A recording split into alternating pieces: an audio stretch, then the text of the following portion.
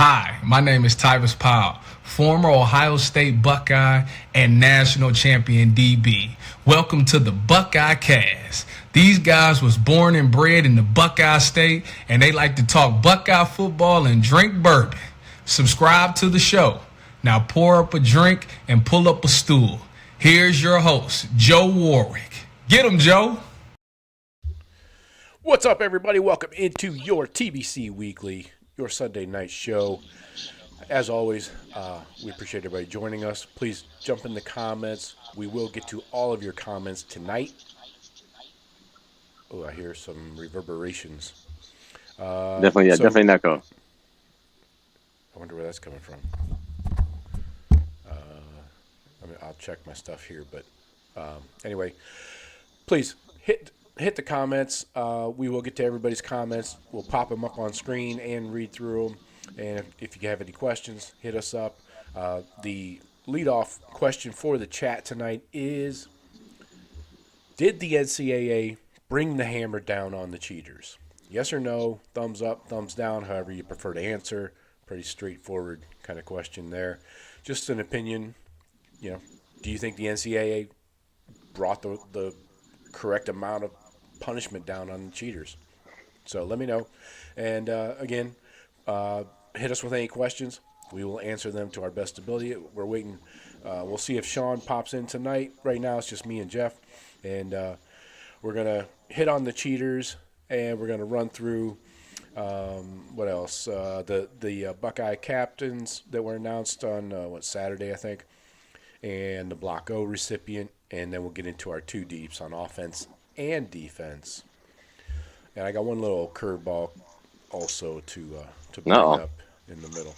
So just a small topic. So, Jeff, how's it going tonight? Good, man. Wrapped up work a little bit early. Yeah, it's been lightning here and thundering with no rain for about 4 hours. It's really weird. But it's actually getting a breeze out here. I'm sitting on the back porch. We're getting a cool breeze right now. So, cold beer, cool breeze, cool buzz. Sounds like a beer commercial. All right. All right. Let's see. Oh, just got back from Vegas a couple days ago. Nice. 5 days is way too long, though. I don't care who you're with. That's gonna be part aggressive. 2. Joe's trip to Vegas, part 2. Yeah. So after hours pod. Yeah. Well, when a chick tells you to meet her in Vegas, you say, "I just bought my ticket." So that was fun. Good dinners, lots of drinks. Las Vegas is an old Spanish term that stands for $50 drinks and $500 dinners. I don't think many people know that. Anyway, moving on. Oh, story from the airport. This is a good one. Not really. So I ran into a Buckeye fan, as I always do, because, I'm wearing my National Champs T-shirt. And we're everywhere. Buckeye, swag top to bottom. So anyways, this guy, he grew up a Buckeye fan. His parents went to Ohio State, but he went to Indiana. So strike one. But he starts starting up a Ohio State football conversation. I'm like, all right, I will humor you. And so I said, first thing out of my mouth is, yeah, we're probably going to go back to back. That's how I like to test the waters, see what kind of person I'm dealing with here. And he's like, I don't know about that. And so that's what gets me right there. And I know there's a lot of Buckeye fans out there with the same mentality. So I look at it this way as a fan. All right, I know I don't contribute shit to the bottom line. I'm not out there playing for the team, coaching the team, or anything important. But my mentality is, if it's the coaches and the players' goal to win the national championship, well, let's start off. Their goals are to win every game, beat the rival, win the Big Ten championship, win the national championship. Those are the goals for every season, every team, every player, coach. That's coming from Ryan Day from the top down. Yeah. So those are the team goals. So it's my motto, if they have those goals. Why shouldn't we as fans have those goals? Right? 100%. I have those goals. Right. We're as talented as any team in the country. We have just as good a chance as the top other 4 teams in the country. Yeah. I don't see it's not like we're deficient, in an area that it depends on our quarterback, of course, but a lot of teams, I don't know. So my point is, this guy, sorry. saying that he didn't think that that we had a shot at winning national championship. Is that because like you're afraid to get hurt, like hurt your feelings or something? Or I don't understand the mentality. Yeah, the odds are against us clearly, but Georgia did it not too long ago. Bama has done it. Yeah. Well, Clemson didn't go back to back, but so yeah, 2 out of 3. It's been done. And if those aren't your expectations, then are you really a fan? You're really a fan. I can tell you what, Joe. I can honestly tell you, there's been at least 12 seasons since I've been, since growing up, at least 12 to 15 seasons that I've expected us to win a national title. Yeah, I've expected it several seasons, several times. Several times I thought we were the best team in the country and we were going to win it. 96, 98, 05. Just to start off a few. So and it hurts, and that is hurt. I guess I have put myself out on a limb for hurt, but goddamn, if I'm not going to change, I'm not changing the way I feel about this team and the program. I'm still going to expect what they expect. I think that the won't mindset really changed when Herb came in. With Tress, we won that national championship in 2002, and we were like, oh wow, this is amazing. I never expected this, right? And then when Herb came in, the level jumped up a couple of notches in my opinion. And because Herb said, "Why the fuck not? Yeah. Why are we not dominating? Why are we not dominating everyone?" Yeah, and he elevated Ohio State's program a couple notches, and that created the expectation, and to me, anyways. Yeah. Year in, year out, we should be playing for the national championship. And now, with a 12-team playoff, there's no reason we shouldn't have access to the national championship. I'm not saying we're going to run through teams like we did last year and win 4 in a row, but you're in the dance. Yeah. Right? That's the key. The top 4 recruiting teams, the top 4 recruiting schools are usually, typically the 4 best. Almost always they match up the 4 best teams. So if we stay in the top 4 in our recruiting, they tell us how good of teams that they are building. So why should we not expect greatness from these teams that they are telling us are great? Right. These recruiting classes. You know what I'm saying? That is what the expectation is. Following the recruiting, seeing their boom and all these 5 stars, and they're telling you how great their class is. So why are we not expecting them to be the greatest? And not just talent accumulation, but coaching as well. We pay top dollar and have probably one of the most expensive staffs in the country. Probably one of the best. Yeah. So why wouldn't we have this expectation? Right. Yeah. For guys that don't have that expectation, we're gonna lose at least 4 this year. Why would anybody think that? When's the last time we lost 4 games? I've heard it. I've heard people with 8-4. I'm like, get the fuck out of here. Yeah. Earl Bruce, I think, was the last time we were 8-4. No, Tressel had some couple down years, and aside from that, I don't count 2011. I don't even count that fucking year. No, it's not fair. But so yeah. Okay. Anyway, to finish the story, I just went on humoring the guy. He kind of, I'm not sure he's a huge fan, or he didn't know enough. I don't know. He didn't even mention the missed field goals against Michigan last year that we missed a couple chip shots that would have won the game. Anyways, moving on. So, regarding the hammer situation, I'm not sure it's even a tack hammer. So I just wanted to outline exactly what Michigan was found guilty of. Let's not worry about the penalties. We know the penalties are garbage. Lay out the facts. Very, very underrated or under penalized, whatever you want to say. But here's what they were guilty of. Running a sophisticated multi-year illegal scouting scheme to steal opponent signals. Guilty. Actively covering up via destruction of devices, deleting communications, and misleading investigators. Guilty. Operating under a toxic culture of rule avoidance, undermining compliance. Guilty. Committing additional recruiting infractions from improper inducements to premature contacts. Guilty. Demonstrating a blatant failure to cooperate with the NCAA investigators. Very freaking guilty. The NCAA called them out as a level 1 violator and a repeat and aggravated offender. Level 1 being the highest. Yeah, that's out of 3. Yeah.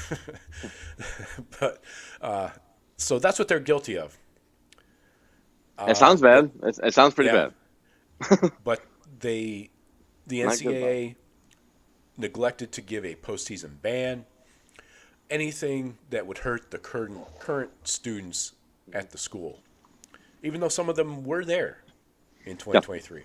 And some of the coaches were. Should be noted. At least one coach, yes. one important coach. Yeah, the head coach actually was on staff in 2023. And actually was one of the guys that deleted text messages. Yes. He was guilty of the actual what you said he was guilty. The school was guilty of. He was actually doing it. But anyways, he was in direct communication with the offender as well. So yeah, 6 feet away. Yeah. So that's what they're guilty of. Just wanted to lay that out with very little to no penalties for that. So if you have young children, I guess the lesson is win if you can, lose if you must, but always cheat. See what happens. So, Jeff, any quick takes there? They did nothing to actually hurt this program. The $20 million. They have a couple of billionaires. If you don't remember, they could probably write that check for $20 million, no problem.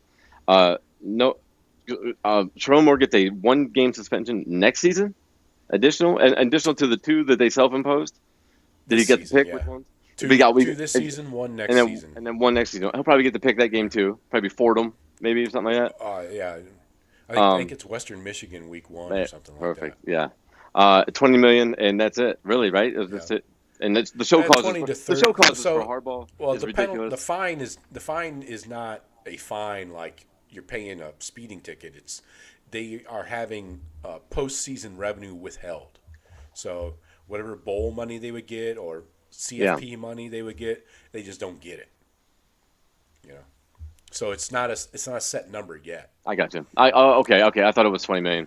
But they average it out 20 to 30, somewhere in that ballpark. If Ohio State goes and wins another national title for them, and they get the money too. Yeah.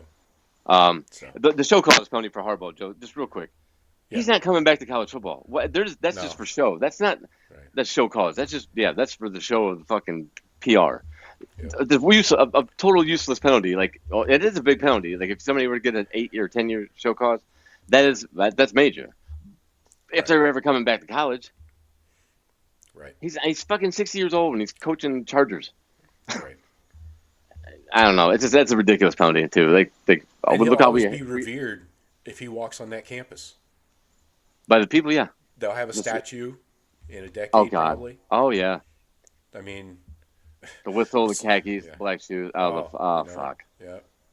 Hot dogs in his pockets. If I ever make it to that shithole to watch a game, I will defame that fucking statue. Yeah. No, I just want to drag my nuts across it. That's all. So this effectively ends the Buckeye Scoop channel, right? Can everybody agree with that? A platform that was built on the Michigan cheating scandal. I think they're pretty much closing up shop at this point. Is Nevada Buck still alive?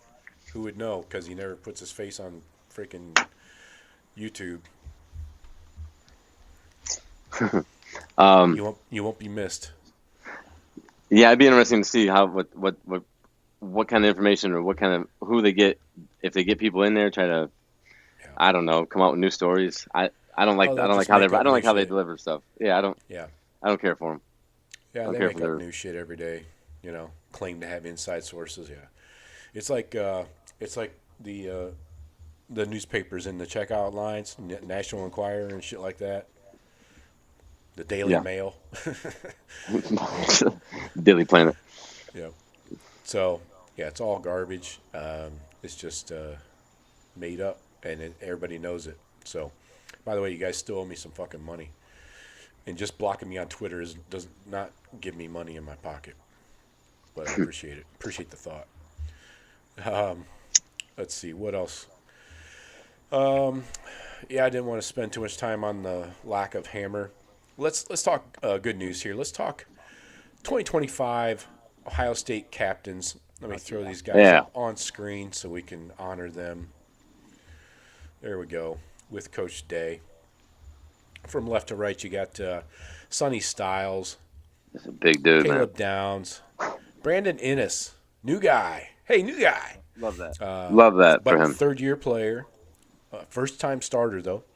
And then supposed first-time starter, Austin Saraveld. Another surprise there. We'll see when we get to the two deep. Yeah, we'll see. Maybe some twists and turns in there.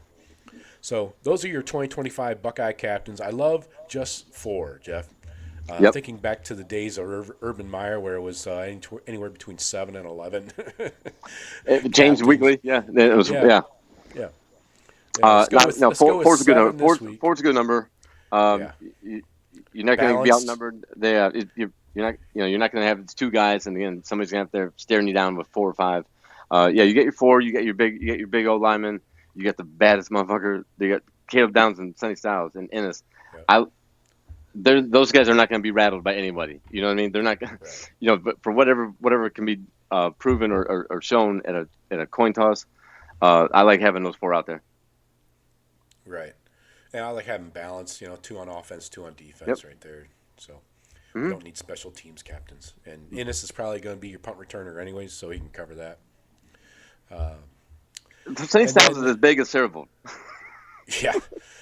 I think he grew an inch or something. Jesus. Yeah. It's a big dude, man. Yeah. I'm excited to see that. And then we got our Block O winner is Sonny Styles, of course. Yes, of course. There he is. Quite the run for this kid. This might be the year he pulls it all together. James gets him fucking just running and is attacking and just playing football and not thinking so much. I think, man, he could show out. He could show out like breakout, just like breakout players. It's Tyrann Mathieu type. Just always making plays around everywhere. I'm excited to see what the linebackers do this year with James coaching. Yeah, I think it's interesting that you had the Block O winner be a linebacker 2 years in a row. I'm sure Laurinaitis is very proud of that, keeping it in the room. And those are the correct picks too. I saw Sonny Styles get. I'm like, Sonny, Sonny. Yep. I mean, it just made sense. Yeah, and Cody Simon last year. I watched a little bit of the Cardinals preseason game. Cody Simon looked real good. Denzel Burke had a nice pass breakup for the Cardinals. We got Buckeyes West out there in Phoenix. Saw Damon Arnett with a pick 6. Where was he? Jesus, they let him back in, huh? Yeah. Good for him though. Good for him. Great player. If he keeps his head straight, man, he could play. When he was at his best for us, him and Denzel Ward, man. Yeah. That was the bright spot on our team. Not sure he was a first-round draft pick, but the Raiders would make anybody a first-round pick. Gary Conley. Exactly. Well, injuries. He got screwed by that fake, charge, rape charge, the day of the draft or whatever it was, night before or whatever. Yeah. That was horse shit. She never got in trouble for that. That's so fucked. And nothing ever came of it because it just went away because it wasn't true. And he's just like, well, fuck, I just lost a bag. I just lost a big fucking bag. Yeah. Fuck, dumb, man. That's what bitches can't trust them. Man, they do you dirty. Yeah. Here's one quick little side nugget here. I wanted to show a clip of Jeremiah Smith at the local. Whoops, there. He's doing an autograph signing at the local Dick's store. I think it's in Paris. It's like Drake. It's like Drake at the mall.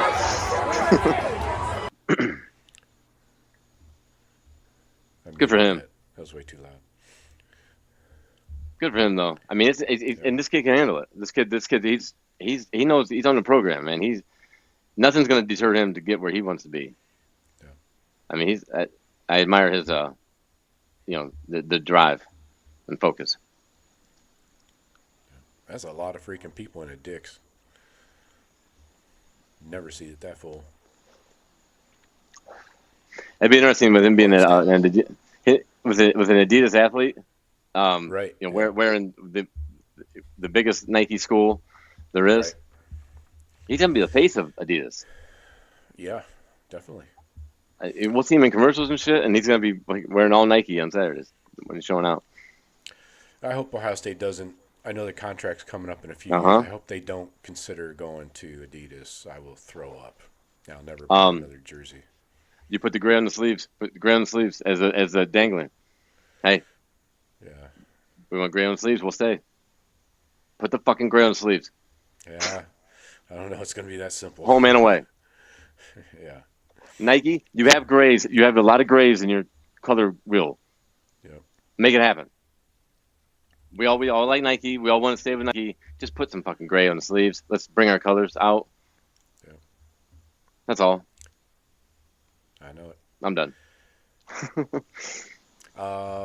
So yeah, one little topic before we get into our two deeps, and hopefully Sean's going to join us. I'm dropping a new question in the chat here, below actually. Jeff, this is an open question for us. Will Ryan Day announce a starter on Monday?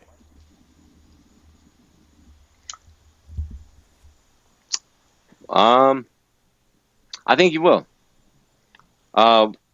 Monday. Shit. Yeah. When's his next availability? After Monday. Yeah. The following Monday. This Monday. Tomorrow. No, I'm saying after this Monday. After tomorrow. Oh. When's his next availability? That'll be game week. So Man, well, he's not waiting. He's not. It won't be. He could announce it on Wednesday, and just call a press conference, right? I mean, yeah. He's not gonna. He won't just. He's not gonna do that. He's not gonna have two press conferences this week. Right. I wouldn't think so either. But they had the scrimmage Saturday. I have not heard anything from the scrimmage. I can't wait to listen to Berman and Austin Ward. Those guys, I'll listen to them for breakdowns and what they. From what I read, what they gather, they seem to gather the best information. From what I read so far today, Saturday was a solid day for the quarterbacks. Both still make mistakes, but they're young quarterbacks. But Julian Sand still seems to be leading that fight. So no word on when a starter will be announced. But Day does talk to the media Monday, so that's the latest on that. What's the date tomorrow? I forgot. I lost my days. 18th. Yeah, I mean that's right about the time. I think the 18th to that. This is the range when he has been announcing all these quarterback battles. I would say wait much longer because this guy's got to get ready for Texas starting on Sunday. Yeah, I think. So I'm going to go with yes. Just talking it out there. I think he will announce. The Julian Sand will be starting quarterback for Texas. Okay. He's going to leave the door open for Keenholz. He's going to leave the door open. I guarantee you. So you're saying he is going to announce tomorrow a starting quarterback?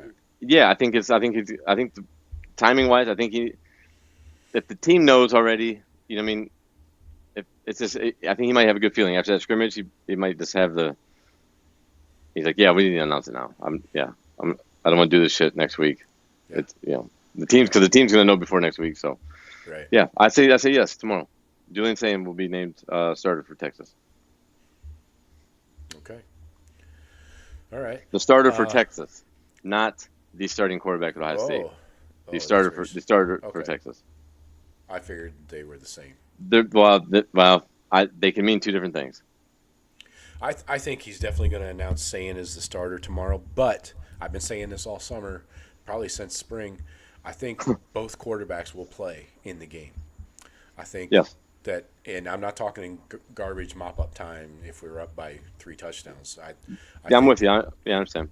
I think they're going to utilize Lincoln. I talked about it a couple weeks ago actually, about using Lincoln Keenholz in that Devin Brown package like they did a couple of years ago with Devin and Kyle. Remember they used Devin down in the goal line.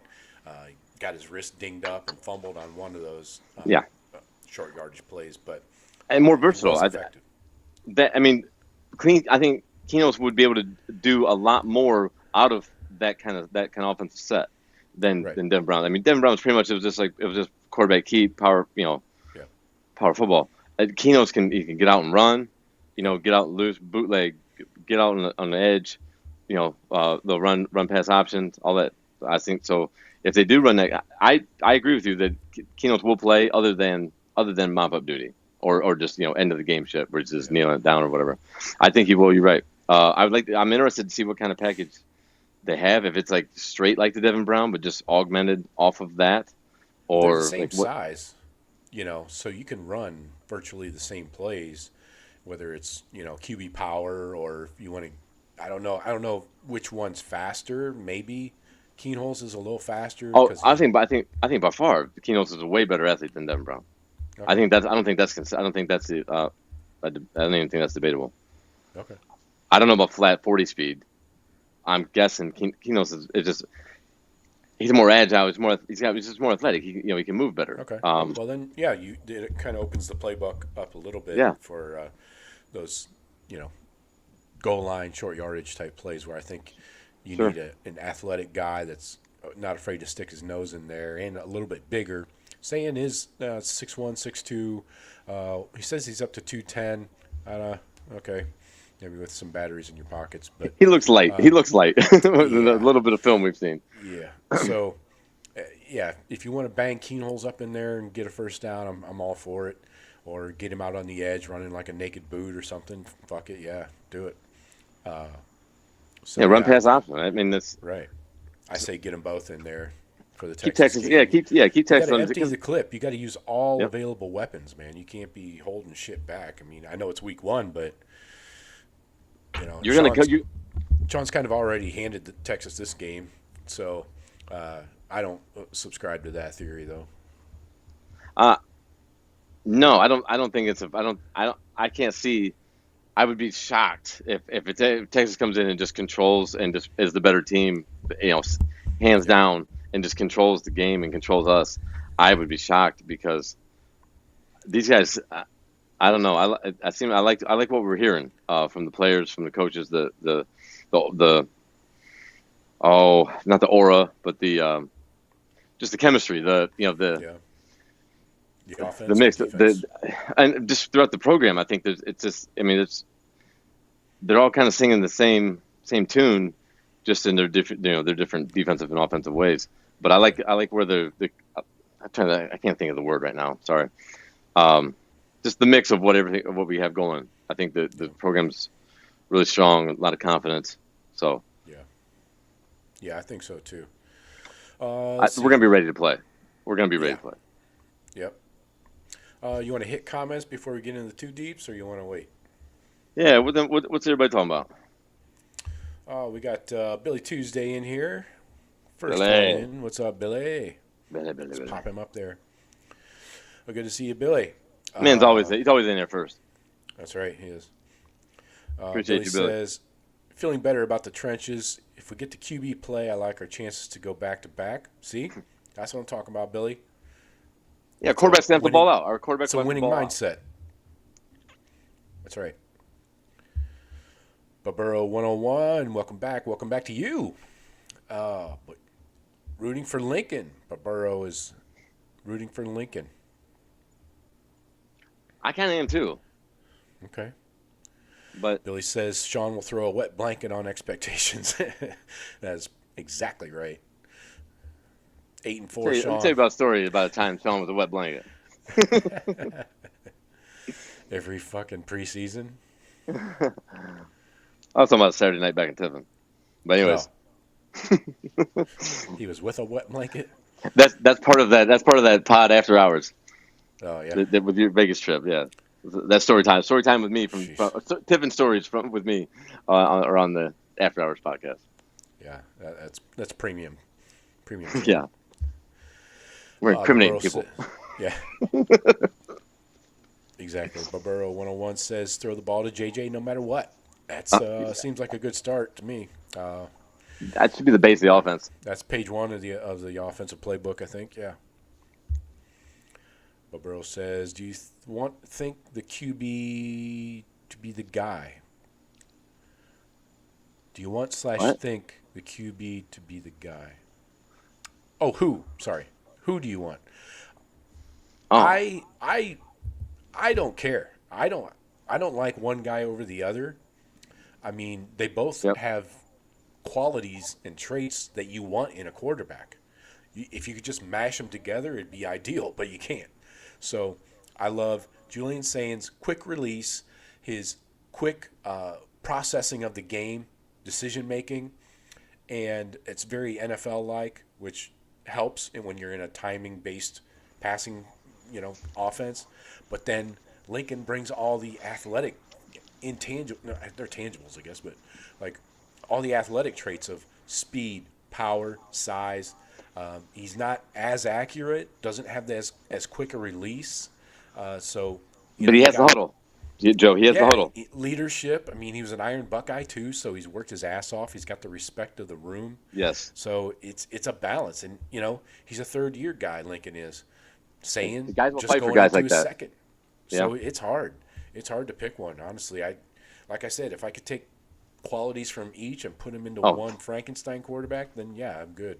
But I have a tough time picking one, and it's not like, I mean, we went through this with McCord and fucking Devin. Yep. I did not feel good about that. They were both highly rated. I mean, if you're going to go to recruiting rankings, that shouldn't make your decision anyways. But regardless, they both were highly rated.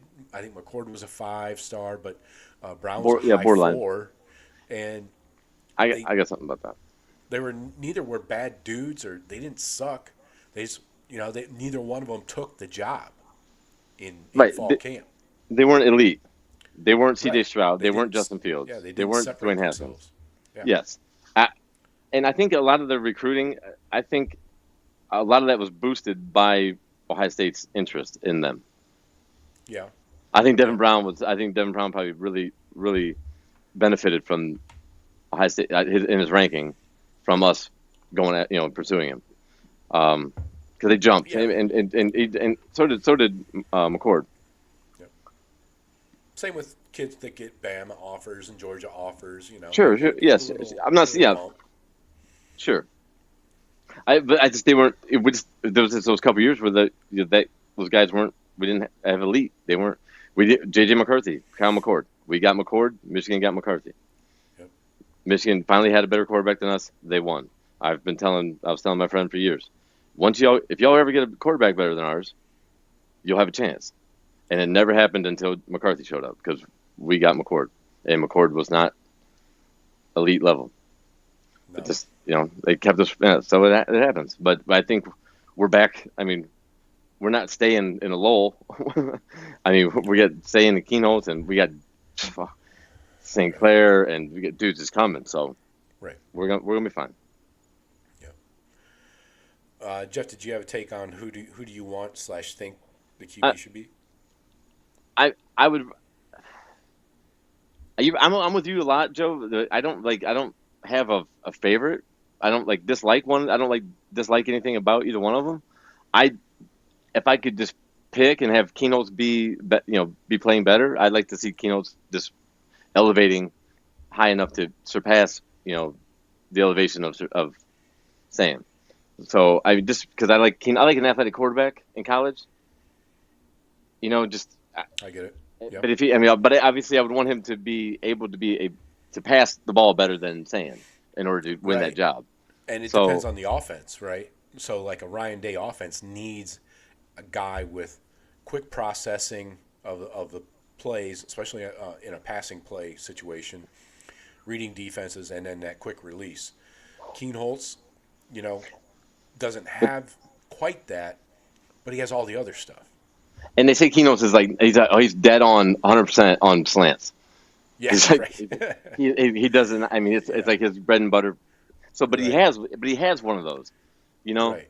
he does have a play or a pass that he's specialized at. That's true. And So, this, yeah. yeah. But I don't know. I'm not. It's not that I don't like. I don't like. It's not that I don't like saying it. I don't want to. No. I don't want to start keynotes because if we start keynotes, Sayan's going to jump in a portal, and vice versa. So we're going to lose one of them's. If you know what I mean, one of them's going to leave, and I don't want either one of them to leave After the season. Yeah. That's true. I mean, if one of them's the starting quarterback all season, the other one's gone. Right. So they both can come back. So that's what sucks. I don't want either one of them to leave, but I want one of them to elevate above the other one that is already elevated. You know what I mean? Yeah. So if I could pick keynotes Okay. playing lights out. Yeah. It's really, I mean, there is no, when you're picking guys at a position, it's not because you like or dislike. Right. Exactly. Somebody. Not personal. It's like we don't know these guys. I mean, I assume they're all good dudes, across the board. So it's not like I'm giving one guy the middle finger, by not choosing him. I just prefer the other person's game or something about them, Right. And us as fans, we don't know what offense they're tailoring to who, but we know one of them does this better, one of them does this better, and Ryan Day's had both those types of offenses. Yeah. So it's like they both work. Justin Fields worked. C.J. Stroud worked. They're two different offenses.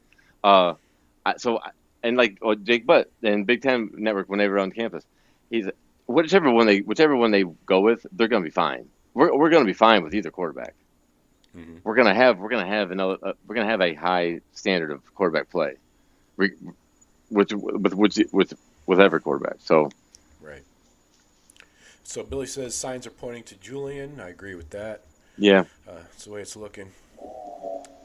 Billy says, on the cheaters, he says they're cheating. Punish the players on opposing teams. That is a fair point to be made, Billy. Apparently, the NCAA didn't look at that. Where were you? Did you send that letter in? It must have got lost in the mail. But yes, excellent point. I agree, Billy. I throw my hands up at this point. Fuck, I don't know, man. The only upside is maybe we don't have to talk about this shit anymore after today. It's the TV networks are controlling college football, man. The TV networks, Fox had a lot to do with that. I'm sure they did, because their fucking $1 billion walks. I mean that they have a seat at the table. I guarantee it, because Big Noon. We can't just all depend on Ohio State 100% of the time. We need at least 20% from Michigan. So we can't. Don't knock them down. Don't knock them down. We need them to boost up our fucking. State has to chip in occasionally with their daytime whiteout at noon. Dumber than fuck. At least they don't get sunburned. Well, that's what happens when you add 4 teams to the West Coast that can't play at freaking noon. Don't get me started. I was railing about that about a half hour before the podcast with Sage Todd here. Says, hello, Cass. What's up, Sage? Good to see you. My favorite hey, Sage. Seasonal sage. My seasonal spice. Yes. Seasonal Sage spice. says yes. Billy says yes. Okay, so they believe Ryan Day will announce a quarterback on Monday. It's time. Yeah. They went through all the tape, all that scrimmage. Yep. Billy says O-line, edges, running backs had a good scrimmage yesterday. Well, that's like the sound O-line? of that. Yep. Sage says agree, but by game 3 they need a starter. Yeah, I prefer to start week 1 with the guy unless he totally shits the bed. We stick with that guy. Oh yeah. I didn't they do that with McCord and Brown? Didn't they kind of drag that competition a couple weeks? The 29th. That he announced that the 29th of August. But I thought they took it into the season. Like didn't they both split time quite a bit? No, it was like 3 quarters, 1 quarter. Oh. Okay. It wasn't. It seemed like Devin was in there quite a bit early on. They tried to shoehorn him in, and then he just would get injured or. Yeah. Besides the Devin Brown running packages, he threw. Did he throw a touchdown to somebody? Yeah. Anyway. The Brandon Ennis. Yeah. Ennis, Purdue. 58-yarder. Mm-hmm. Buckeye Dog 22. That is Stephen Cherry. I know who that is. Mad Says, dog. Hey, Joe, go Bucks. What's up? Stephen Cherry. Thank you he reposted the stream on Twitter, X, whatever. So thank you, Stephen. I appreciate that. You're a good man. Better than me. Stephen says, the cheaters celebrating suspensions and fines like they won the Natty. Crazy cold up north. That's a good point. Yeah. I've seen a lot of stupid celebration posts by Michigan morons. It's kind of funny. It's only Michigan people would be celebrating the lack of penalties that they received for cheating. That's so Michigan. That's so fucking Michigan. Yeah. We got off. And it's supposed to be like in our face. Like, in your face, Buckeye fans. Like Steve Deese, the Michigan podcast, Mr. Meltdown. He posted a short, like, 10-minute podcast yesterday. I didn't even listen to it. It said, I think the title was A Swift Kick in the Buck Nuts. About Michigan getting off. And it's like, buddy, Ohio State has nothing to do with this. Is he still under the impression that Ryan Day's brother is the one that turned them in? Oh yeah. I mean, are we still there? Those conspiracy theories. I've heard it all, man. I've heard some crazy shit from these people. Oh yeah, it's all over the message boards, man. And nothing ever, no investigation, nothing ever proven, of course. But no, Michigan there's swears no by it. fucking way Ryan Day's brother was involved, or Ohio State for that matter. The call came from inside the house. A Michigan employee is the one that turned them in. Somebody in the athletic department that actually has some fucking morals and scruples. That's on file. That's proven. Yeah. That is the call factual. came from inside the house, you morons. The big house. Fucking idiots. I swear to Christ. Yeah, jeez. Anyways, most of those nitwits are on Twitter just barking. But anyways, yeah, it is a crazy cold up north, Steven. Steven's already got his prediction in for the Texas game. 38-24. Buckeyes over Longhorns. Take the over there because that's the over, yeah. Under is 48. Right now the Buckeyes are favored by 2.5. I already locked that in, just in case somebody wanted to move that line. I'll take a field goal. Billy says Brown supposedly not winning job at Cal. That's kind of surprising. Wow. Who could be winning that job over him?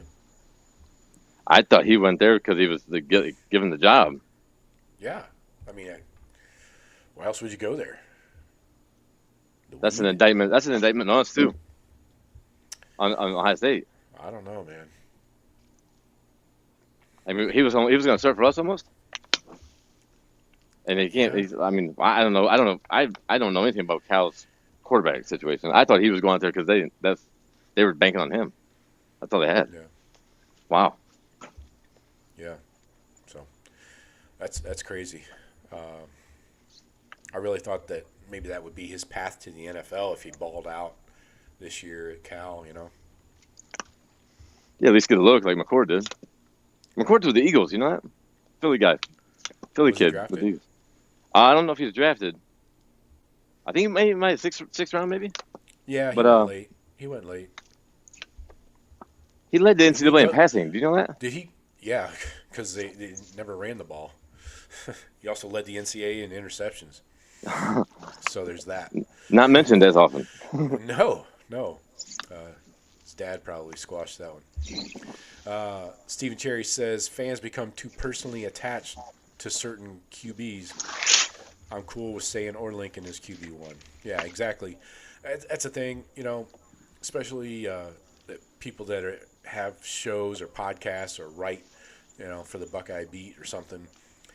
They are afraid to be wrong, or they don't want to lose credibility if they're wrong for once. Yep. I mean, and so they become, they attach themselves to one person and they go down with the ship, So, yeah, it's unfortunate, but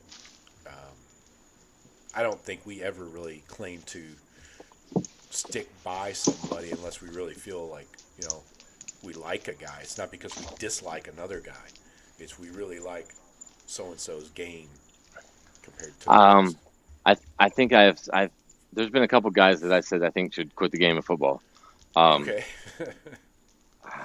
I'm sure if you go back to the tapes, that 2016, 17, 18, when we didn't play great defense. Maybe a linebacker or two. I think it was a coach. A couple coaches that I think I said should take early retirement. Yeah. Billy Davis can eat it. There he is. I didn't want to say it. I'll let you doubt that. Yeah. And you know what? And we still had Baker went made the NFL, is still playing. Malik Harrison still playing. Yeah. You know, the guys that Werner's. I've seen Werner play a lot. I mean, he makes plays, man. Werner's he's a stud in the NFL. Yeah. They play him in the right position. You know what I mean? Right. Like a weak side, like Darren Lee type position. Yeah. Anyways, two deeps, Joe. Says, we got a couple more comments to get through, and then we'll hit our two deeps. We got plenty of time to work with, I think. All right. Stephen Cherry says, exactly, Jeff. Fox runs the Big Ten. Yeah. Yes. That's becoming blaringly obvious lately. ESPN's going to flex on the SEC, too. Right. But ESPN is going to force them into a ninth conference game, which should have been done a long time ago. CBS never had the balls when they had that contract. Oh, they have a good old boy contract. Yeah. Stephen Cherry says Tressel played Zwick and Troy Smith against Texas. Yep. Lost to Vince Young. Pick a QB and stick with that QB. I agree. Hamby dropped the touchdown. Yep. Hamby had one in his hands. It was fucking soft, like a pillow. I hated when I heard about all the death threats and stuff that Hamby got. Ryan Hamby should not have gotten death threats for dropping a ball. But holy fuck, man, you got to catch that ball. We had the game. Now Vince Young proved to be worth his salt, as leading them back. But we dropped the touchdown pass. Don't ever forget that in that game. It was a gimme. Right. Exactly. So I'm trying to look up these Cal quarterbacks. You stuck on that? Kind of. They got 6 of them. What? Yeah. So they got a freshman, 6'5", 225. I'm guessing this is the guy. If you got 6, you don't have 1. Jaron Kiwa Sagapulute. Yep, that's him. Samoan? Yeah. Samoan or Hawaiian? Yeah, he's 6'5", 225. Yeah, I think that's your guy. Jesus. Ride him into the sunset. Anyway, but Stephen Cherry, but I do think Keenholz is going to play against Texas. I just want to reiterate that. I've been saying it a lot lately. But Sand gets the start. Lincoln gets in there in goal line or short yardage situations, not just in garbage time. So just a few plays. I'm talking 5 max. So Billy says freshman QB at Cal with unpronounceable name. I think I nailed it. Billy's on it though. He played it smart. You tried to fumble through it. Yeah, I did fumble it. Fumbled the bag. All right, so let's transition here. Stretch out. Take a deep breath. We'll get into our 2 deeps here. We're going to start on offense.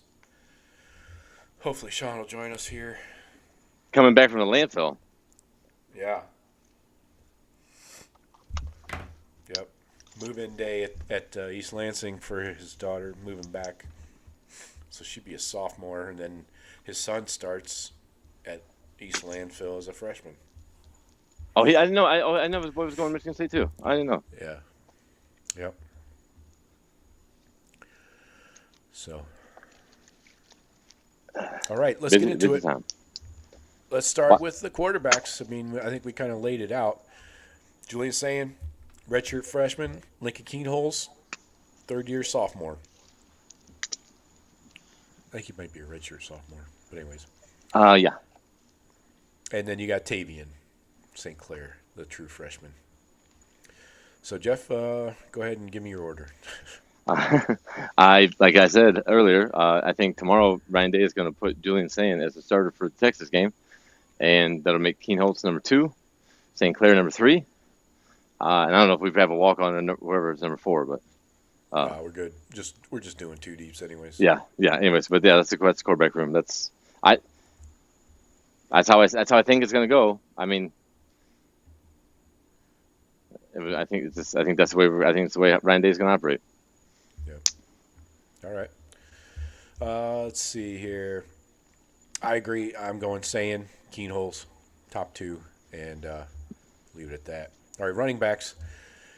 So you got a lot to choose from here. I'm not going to name them all off, but you want to go first? Give me your top 2. I'm going to go Peoples 1, and homeboy from West Virginia 2. All right. I'm going to blank on his name. I'm sorry. C.J. Donaldson. C.J. Donaldson. Gotcha. I knew it was C.J., but I don't remember his name. Yeah. Donaldson's number 2. Yeah. All right. For now. Yeah. You know, he's from South Florida. Did not know. He played with he played on the SFE with Ennis and Tate and Really? Jeremiah. Yeah. Huh. He's a little older. I mean, he's a senior now, but he ran in the same crew. West Virginia always recruits. They always recruited South Florida. Noel Devine. How have they done that even without Rich Rod there? I thought it was just Rich Rod because he wanted speed. Yeah. But yeah, anyways. Yes, I think it's Peoples and Donaldson for now. I think Donaldson early bold pick. Donaldson gets passed up on the depth chart midseason. By Bo Jackson. Okay, interesting. I think you kind of have to go with Bo Jackson there. I mean, Sam. I've heard some positive things about Sam Dixon, and no longer a Williams. It's just the SD, no SWD. How's that work? He lost the Williams. I don't know.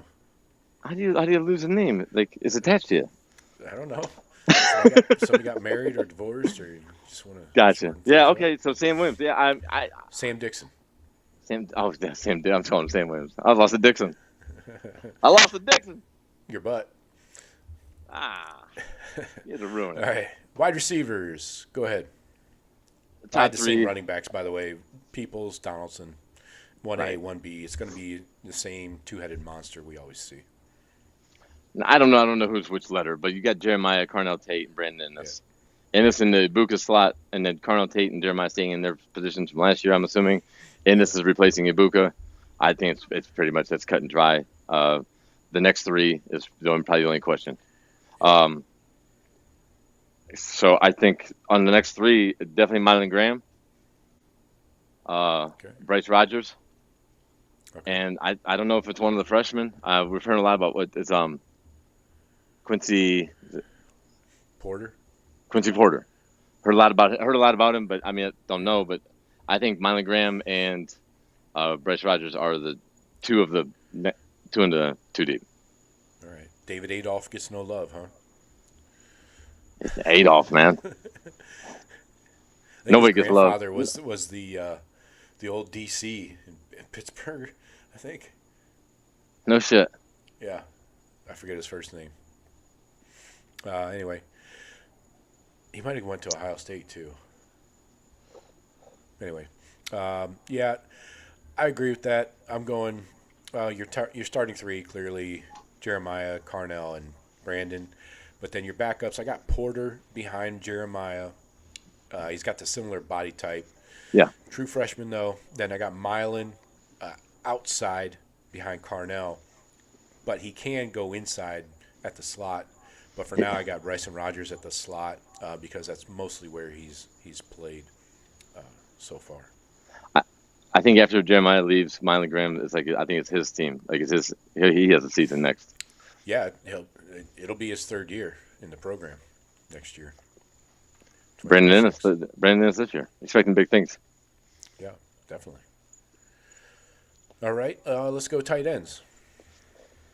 Tight ends, we got to go with the transfer from Purdue. I mean, everybody says he's the best thing from sliced bread. Max Clare, we've never had a tight end like him. The depth in the room has never been the way it is. He better be the starter. As much hype as everybody's giving him. And I think Jelani Thurman is surging right now. Have a feeling that he's finally putting it all together. He's got the talent and the frame and the ability to be number 1. But so I think he's up to number 2. I think he passed Kaczmarek. Okay, interesting. All right. So your top 2 are Claire and Kaczmarek? No, Jelani Thurman. Oh, my bad. I think Thurman has passed Kaczmarek. Okay. I'm going Claire and Kazmarek. I don't think Jelani's done enough yet. I understand it's his third year in the program, but I don't think they're getting that consistency that they need yet. You know, so yeah, I wish I could say something different about him, but I mean, he's the weapon that everybody's always talked about, but the consistency and stuff. So yeah, I'm going Claire and then Kazmarek behind him. If they do bring in 13 personnel, then Jelani could be your next man in. I don't know. I could see Bennett Christian being the next man in. Yeah, he's the best run blocker. I think that dude is a monster run blocker. He wants contact, man. Right. So I mean, he's great on like goal line. I think you'll see him in his goal line packages. Yeah. But I mean, when we go two tight ends, on a drive midfield, I think Kazmarek Thurman. I mean, that might be like a week to week thing. Who's that number 2? Okay. All right. Let's go left tackle. I not seeing anything and just hearing what just hearing what people the insiders are saying. And I think Austin Servo is going to be left tackle. Okay. Who do you got behind him? Man, honestly, I'm not prepared for O-line too deep. That's the one position group I did not get to, man. I'm not sure who might be behind him. You have to help me out. Like Ian Moore, he's a redshirt freshman. You got Deontay Armstrong, redshirt freshman. Yeah. They moved him. He's out of tackle, huh? His brother still center? No, his brother's the guard. Okay. Yeah, Deontay's the tackle. Devontae is the guard. So both of them are redshirt freshmen. And let's see, other tackles. You got Onyeonwa, the transfer from Rice. You got, that's kind of about it. And you don't hear anything about Daniels. Sorry, I forgot about him. Well, yeah, I think we're gonna hear his name in a little bit. You don't hear anything about the backup O lineman. I mean, barely anything about the O lineman at all. Right. When their O line coach talks, he has not mentioned a single name. So it's just this one position group that you hear little rumblings about people training at a second position, but that's it. You don't hear anything about any depth. So I don't know Ian Moore versus Armstrong. I have no idea. I can't see nothing, and nobody knows anything. So I don't know. Okay. Yeah, I'm going with Saraveld at left tackle, and then behind him I'm going Ian Moore. Ian Moore is a monster, 6'6", 309. He was a 5-star at one point in the recruiting process. He just didn't go to the camps and stuff his senior year, so I think they knocked him down a point for that. So it's kind of horse shit, but let's go left guard. I think we got Montgomery. I think he holds on to his position left guard. All right. His backup, Armstrong. It's Deontay. Yeah. Devontae. Oh, with the V. The V is the guard. Right. Okay. I got my Deontays mixed up. Yeah, I'm going that direction too. Luke Montgomery, pride of the 419, and Devontae Armstrong behind him. All right, let's go center. Hinsman. Right. And after Hinsman, I know this kid too. Probably Padilla. Third year guy, right? Padilla. Padilla, that's Padilla. Yes, I've seen Pedrago. Padilla. Right. I did notice that Jake Cook, the kid from Westerville, just got his black stripe off yesterday, I think. So nice, good for him. Interesting. True freshman. I'm not putting him in my 2 deep or anything like crazy like that, but I just want to bring that up while we're talking O-line. Right guard. Tegra Shabola. All right. Next. And I think I would say behind him, Onyeonwa. Okay. Leading into right tackle. I'm wait. You Oh, got go ahead. you got No, Oniyama at your right guard. as a backup. I don't think Onyama starts. Okay. I got Tegra starter, Gabe Van Sickle behind him. Oh, I forgot about Van Sickle. Jeez. Yeah. I don't remember Gabe Van Sickle being part of any recruiting class. I'm sorry. Yeah, he's a second year. No disrespect to Van Sickle. I'm sorry, dude. All right, so then right tackle Philip Daniels. as a starter. Okay. I think you're in the spot. And I think Onyama is his backup. Okay. I got him flipped. I got Onyanwa as a starter, and Daniels, though he put up a good fight here in fall camp, I think Daniels is the backup. He's also, a year younger. So Onyanwa is a senior. Daniels is I thought Onyama was a sophomore. junior. I thought we were going to get 2 years of him. No. Huh. No. Okay. Yeah. So, okay. That's our offensive two deeps. Let's go to defense. Flip it over here. All right. Let's start at, how do we want to do this? Let's do, Corner. no, I'm starting with DNs, but I'm trying to figure out, let's do, let's do starter, then the backup, then the other starter and the backup. How's that? Okay. Just like we just did. Hmm. So D end, give me one starter and one backup. One starter. I think you have Caden Curry, Okay. and I think his backup is CJ Hicks. Okay. And the others? I think we go with Kenyatta Jackson Okay. and the freshman. The freshman. Help me out, Joe. I'm sorry. I don't have. True I freshman? don't. I'm not. Yeah. You sure about Shit, Joe. I don't have it in front of me. that? Epi Satanale? I'm not pronouncing it. No. Well, Zion I'm sorry, Grady? man. I'm so. No. Transfer? I know. Oh Lifeline? yeah. Jesus Christ. The transfer from North Carolina. My God. Bo Atkinson. All right. Flo Atkinson. Man, I'm sorry. It's all right. Spacing out here. I'm going to disagree. I think I got Kenyatta as a starter.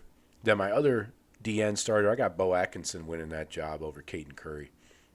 I know Curry's been there longer. Okay. Bo Atkinson is a fourth year. Yeah, he's a Richard junior, so still has a year to play after this, by the way. So those are my starters. New guy comes in and takes the job. But then behind Kenyatta and Bo, I got Caden Curry and CJ Hicks as my backups.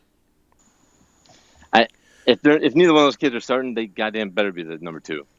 Yeah. Because Exactly. they're high. Those are both high grade football players. Right. Well, so CJ Hicks, All right. number one top linebacker in the country coming out of high Right. school. Yeah, he might have been a little scouted, Yeah. misreviewed, mislabeled. All right, let's do D tackles. Give me 2 starters and 2 backups. Okay, we're gonna go Edric Houston, and we're gonna go Caden McDonald. Right. I'd say the next 2, Taiwan Malone. Who's gonna win the other spot? I'm trying to think because some of them are only those 2 D tackles are different positions, so they're not really interchangeable. I'm getting them switched around, trying to figure out which one's on which position. Right. It doesn't matter because they can play both. They get cross trained and shit. All right, so oh my God, dude, I can't. I'm spacing out on the names. I need to get a computer in front of me. You got you mentioned Malone, so you got Jason Moore, you got Will Smith Jr., you got Moore. Eric Mensa, then you got 3 Moore. freshmen. That's Jason more. Moore? Okay. He's in too deep. Yeah, I need to that's get my kind of what I laptop. have. That's what I have too, but I got Edric and Caden. And then I got to see something from. I need more Jason Moore. For fuck's sake, third-year sophomore coming in. Taiwan Malone, I need something out of you, please, sir. Fifth-year senior, finally put down the bat. Seriously, let's do something, Yeah, 300, guys. he's 300 plus pounds. He's playing baseball. It's crazy. Right. Says he still loves it more than football. That's great. Yeah, Love hearing that. All right. So anyway, yeah, same as you there. Middle linebacker. Go ahead. Our man, Arvell Reese. Okay. Yeah, he's gonna play middle, and Sonny's gonna play strong, right? Weak. Okay. Yeah. Arvell, and All right. I think it's gonna be Riley Pettijohn. Oh, behind Arvell, huh? Mm. Okay. Well, it depends on where they have Pettijohn positioned, and my too deep behind Sonny. Spoiler alert. Okay. Yeah, So I would say. Go ahead. No, go ahead. No, go ahead, Joe. I got Arvell as a starter too, but Yeah. I got Peyton Pierce coming in as his middle linebacker backup, mostly because that's what he played in high school, and he'll be the strong side backer when they roll out a 3-backer set, against those heavy run teams and stuff. So if we're running a 4-3, look for Pierce out there as strong, but in the meantime, he'll be backing up Arvell in the typical 4-2-5. Yeah. So then I would say our other linebacker spot, Sonny Styles, weak Riley side. Pettijohn. Yeah. Riley Pettijohn to back up there. I think Pettijohn and Pierce have both kind of elevated to the number 2 spots. Yeah, I think you have to go with those two. I mean, Pettijohn played high-level Texas football, comes in at 6'2", 231 already. So, yeah. So the weak side is Sonny. I mean, we got some freaking linebackers, especially at starters. 6'4", 240. I mean, Arvell and Sonny, both of them. I think Arvell actually is up to 6'5" or something. Jesus. And there was a spot vacated by CJ moving to DN, Right. Yeah. So that allowed a lot for a freshman to come in and show out. So yeah. I think we see a lot of Riley Pettijohn, and I think we see a shitload of Peyton Pierce. Threes loves him. Right. Yep. All right, let's go free safety. We'll go free and then strong. So you got Caleb playing free, correct? Yep. Jeez. They haven't moved Bryce West, right? He's staying as the nickel. No, yeah, I think that's correct. From all I've heard.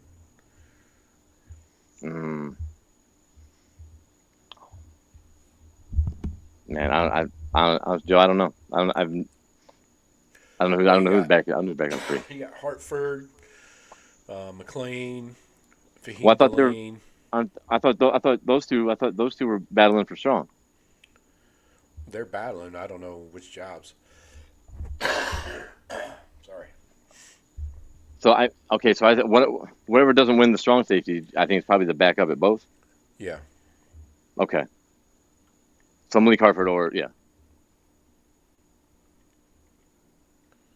McLean. I think so. McLean, Hartford, and Caleb Downs are your 3. Right. Okay. I got Downs with Hartford backing him up, so basically the same. And you got who at strong? So Jalen McLean, starter. I do like the young kid Fahim Delane. Okay. Yeah, I got Delane backing him up too. So McLean and Delane. Yeah. Delane. Mickey D's. Yeah, I got the same. I don't think Hartford has what it takes yet to take over a starting safety job. He is he has taller than Jalen McLean. He's 6'3", 194, but I don't know. I just don't have any faith in him. Ever since that Yeah. McCarthy whizzed one by his ear hole. Yeah, like he wasn't even aware like the guy was going to throw a ball. And so yeah, maybe he's made a rebound. I mean, he was an Iron Buckeye this offseason, so Oh, Malik Hartford was. that. Oh wow, I didn't hear his name. Yeah. Good for him. Yeah. But let's see. All right, let's go corners. Give me your starters and then 2 backups. I love our corners. Davidson, Igbinosun, Jermaine Matthews, starting corners. Are we going in slot too? I'll just go with your outside. Yeah, first, outside. And then we'll do slot. Okay. So I think you got. I think you have Devin Sanchez and Aaron Scott backing up the 2 outside corners. I think that's hands down. I think that's pretty much in stone. Those 4 of the top 4. Yeah. There's really. And that's a nice 4 to have, man. That's a nice fucking. That's a nice fucking 4. Yeah. Okay. Yeah, I'm going same across the board there. IGB, Jermaine, and then Scott and Sanchez behind them. I want to give your opinion, Joe. I want to hear your opinion on the nickel and why you're starting who you're starting. Okay, you want me to go first? Yeah. Okay. So at the slot, I'm going Lorenzo Styles Jr. Mm-hmm. And backing him up, I got Bryce West. Lorenzo Styles Jr., Same. 5th-year senior. Played DB in high school and probably should have been playing DB his entire college career, but thought he was a receiver. That's why he went to Notre Dame. Heartline tried to recruit him to Ohio State as a DB. Didn't work out initially out of high school, but 6'1", 195. So great length and the strength. Jordan Hancock. Exactly, Jordan Hancock. Yeah, and he has that experience, 5th-year senior. He's smart. You're going to see him playing that Jordan Hancock role where sometimes he's going to be spinning back to play that deep safety role. You know, he's smart enough. He can do it, and he's athletic enough. So, yeah. And gosh darn it. Bryce West, Bryce West, a sophomore. Bryce West came in with Aaron Scott, man. That was a great class. I think we see all those guys. I think we see a lot of them. We see a lot of Devin Sanchez, freshman. I think we see him on the field a lot.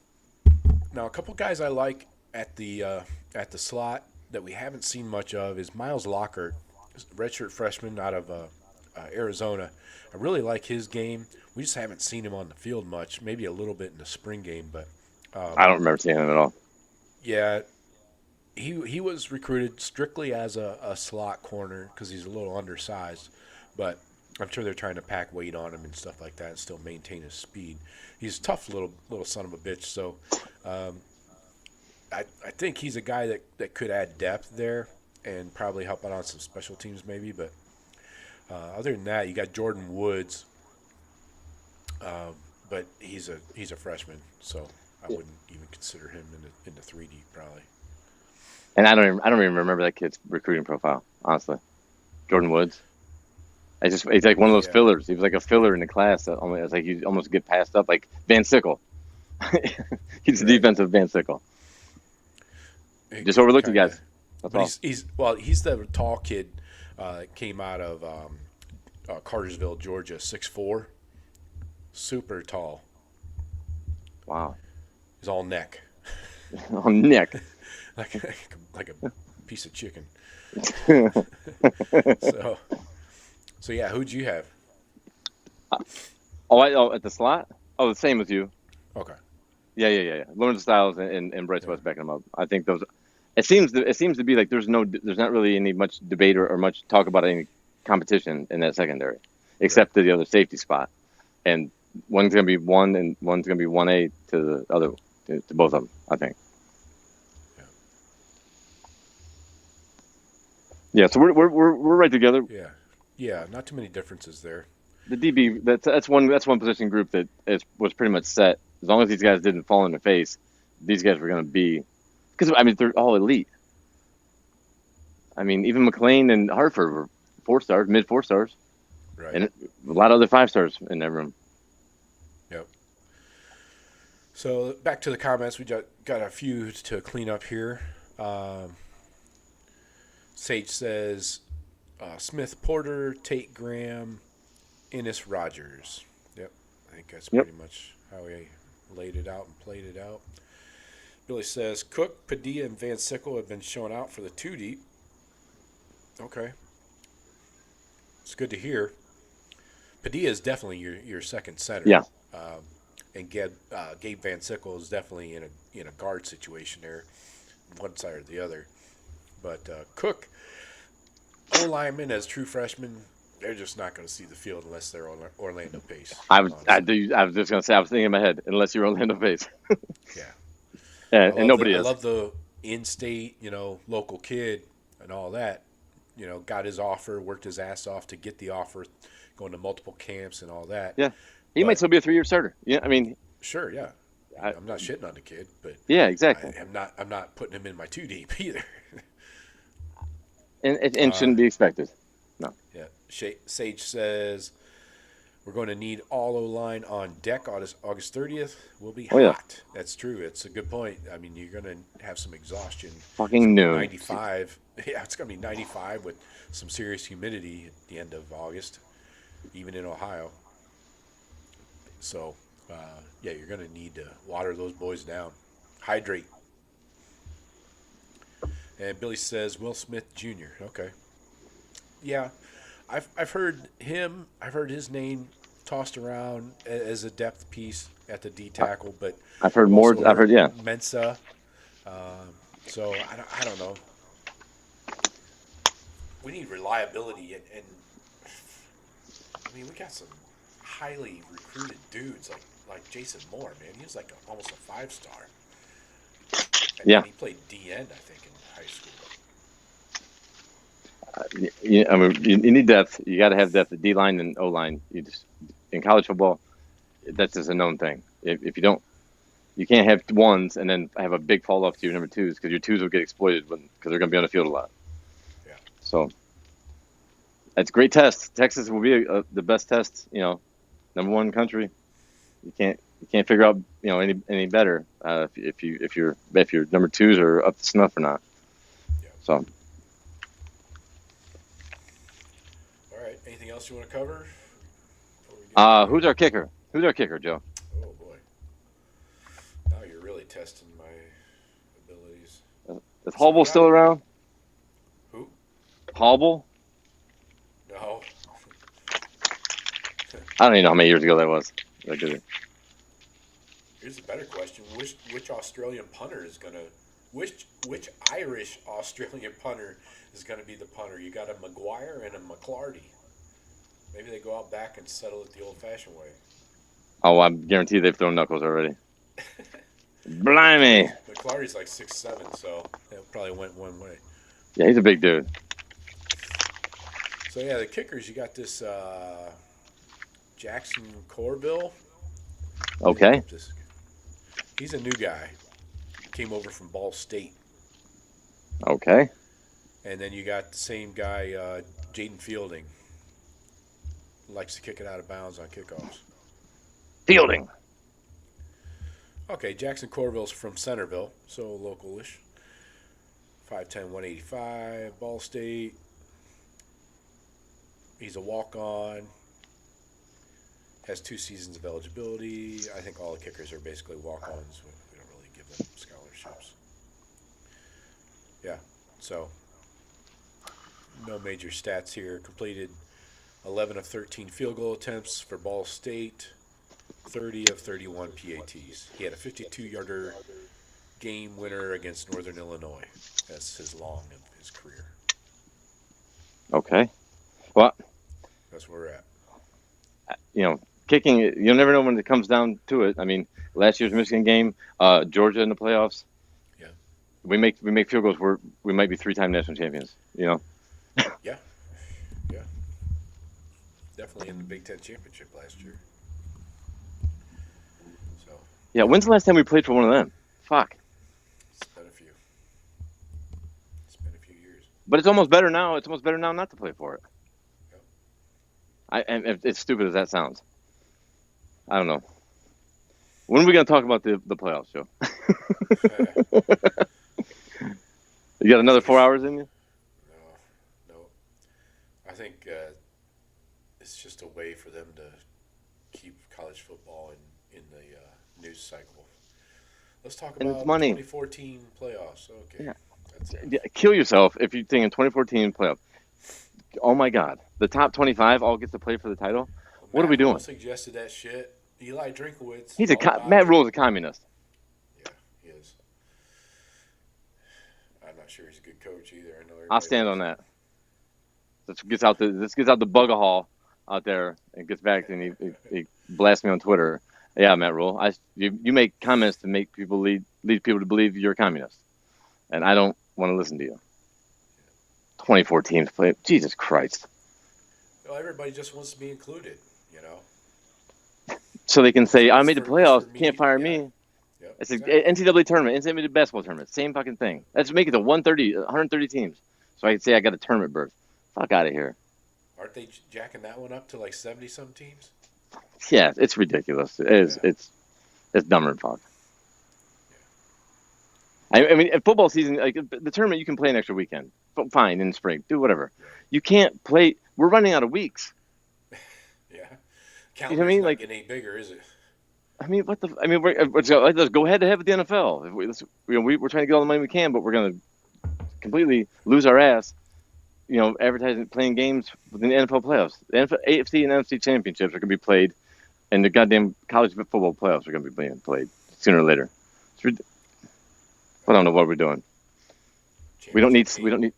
It's going to be a week later this year, so it's almost a Super Bowl Sunday. Yeah, it's a week of the Pro Bowl. I mean, that's the best week to have, but Right. that's too late in the season. Why don't we start a little earlier? What are we doing? Start earlier. Let's not go into February. Yeah, exactly.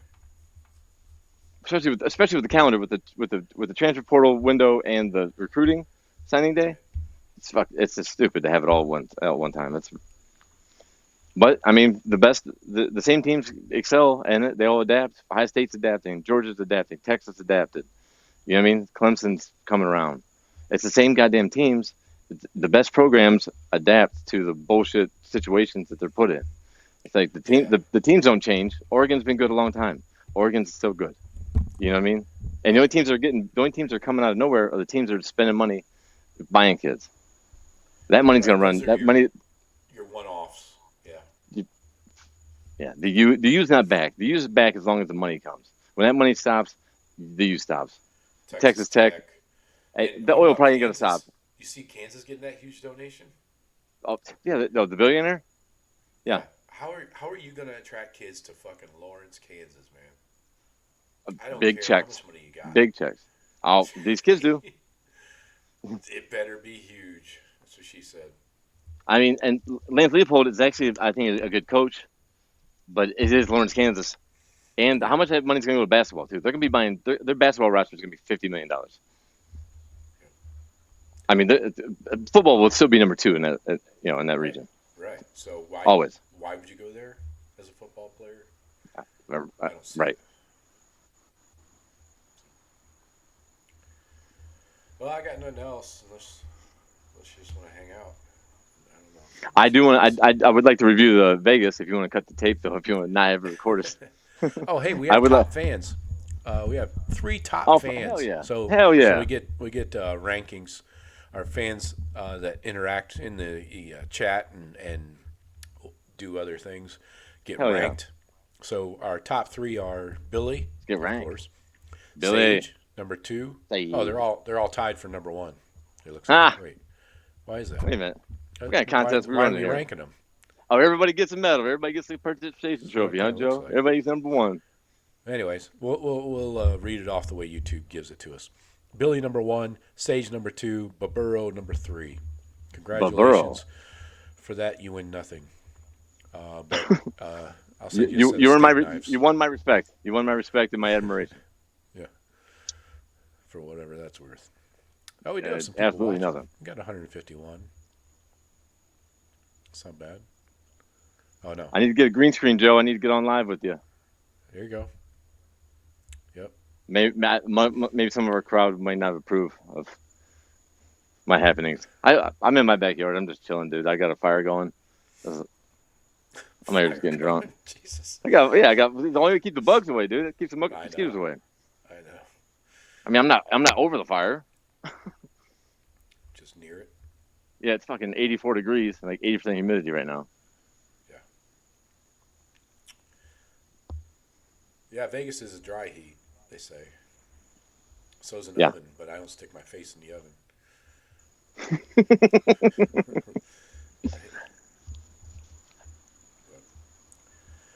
Yeah, man. I think our teams, we have I think there's 3 position battles, really, right, Joe? Yeah. I mean, outside of quarterback, there's one O-line position, probably a safety, and maybe Atkinson is pushing Curry. That's really about it, right? Yeah. When we're pretty solid, we might have the 1 and 2s are going to be injury based as well. One running back's dinged up, the other one's going to slide up to 1. He's going to go to 2. I mean, just like normal. So, but we're loaded with talent, and we should all of us as Buckeye fans and Buckeye Nation should have the expectations that this team does. We should. Yeah. Their goal is to win every game. That should be our expectation, our goal for them. Now, It's not likely you're going to go undefeated every year. I mean, but we can go undefeated. We've been a play or 2 away from going undefeated several times. Yeah. Exactly. So we got the talent. It's the quarterback. If we got the quarterback, it's the quarterback, and we have talented quarterbacks. If they play like their talent, their level, up to their level, we're going to be fine. We've recruited some of the best. If they play like it, we're fine. And we're going to be battling for a national title. Yeah. All right. With that, we say adieu. And, au revoir. Go fair. Guerreri. Appreciate everybody stopping in.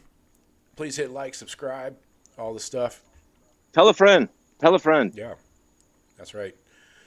Word of mouth is always the best way to hear something. Built my business on it. There you go. So referrals. And we appreciate everybody. If you're listening on podcast, hey, don't be afraid to leave a 5-star review. If you want to leave a question or a comment in there, I will read it online, on the air. So thank you, everybody. Jeff, appreciate you. Always, brother. We'll talk to you later. Go Bucks.